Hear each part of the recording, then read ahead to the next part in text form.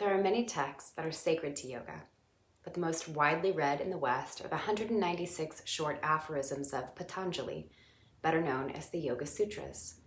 These sutras were written or compiled by Patanjali sometime between 500 BCE and 400 CE, but they are still very timely and relevant today.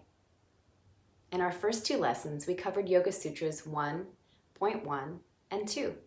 To review, they are Atha Yoga Anushasanam, Yogaschchitta Vritti Nirodha.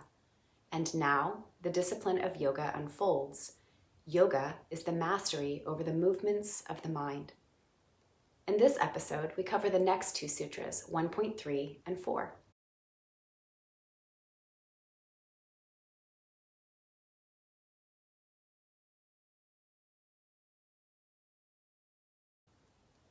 As we learn to pronounce these words, you will see some markings over or under some of the letters. These give us a reminder of an alternative pronunciation of a letter's sound. Most A's in Sanskrit are pronounced like but the ones marked with a flat symbol are pronounced like ah. You will also notice the dots under the S, T, H, and R. These also indicate a change in the pronunciation of the letters. The dot makes the S sound into a sh. The T is pronounced with the tongue at the back of the palate, t, t, t. The H is airy and aspirated, h, h, h. And the R with the dot is a vowel pronounced ri, ri, ri. So let's take it word by word. In Sanskrit, 1.3 reads, Tada drashtaha svarupe vastanam. Tada means then. There are two kinds of letter A in this word. By default, the letter A is pronounced but when it has that flat accent mark over it, it becomes ah. So this word is pronounced tada, tada, tada. Drashtaha means the one who sees or the seer. This word has some pronunciation markings as well. The dots under the S, the T, and the H. The dot makes the S sound into a sh sound.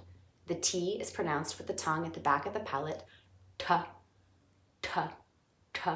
And the H is airy and aspirated, h, h. And when it's marked with the dot, has a little echo, h, h, h. Drashtaha, drashtaha, drashtaha. The next word, swarupe, comes from two root words, sva, which means self, and rupa, meaning form. Some pronunciation tips. The flat line lengthens the oo sound, and the E is pronounced a. Svarupe, then, means characteristic, one's own essential form. Svarupe, svarupe, svarupe. Avasthanam means to be established in, or abides in, or remains established in. Avasthanam, avasthanam, avasthanam. So Sutra 1.3, Tada drashtaha svarupe vasthanam, means the seer remains established in their essential essential form. Did you notice that as we combined some words, the spelling changed? The A sound at the end of rupe, followed by the A sound in avashtanam, run together.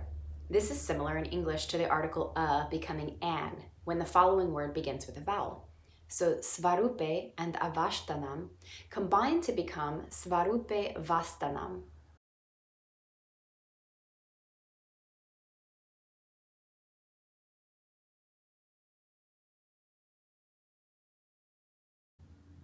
Sutra 1.4, again in Sanskrit, reads, Vritti sarupyam itaratra.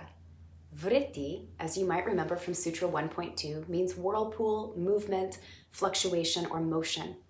This dotted R is the vowel ri. Vritti, vritti, vritti. Sarupyam comes from sa, meaning with, and rupa, again meaning form. The yam is a verb conjugation. This means to become or to identify with the form.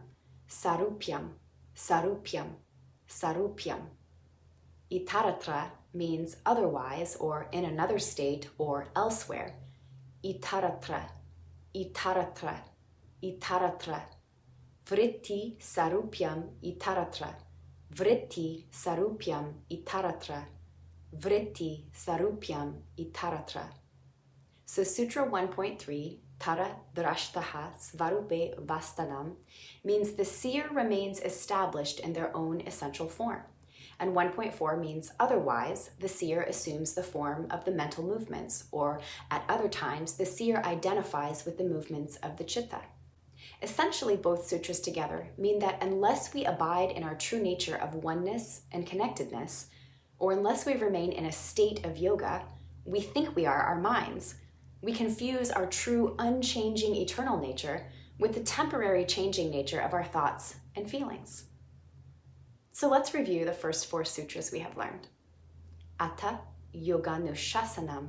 Now the discipline of yoga unfolds. Yogashchitta vritti nirodha. Yoga is the mastery over the movements of consciousness. Tada drashtaha svarupe vastanam. Then the seer abides in their own nature. Vritti sarupyam itaratra. Otherwise, the seer identifies with the movements of consciousness.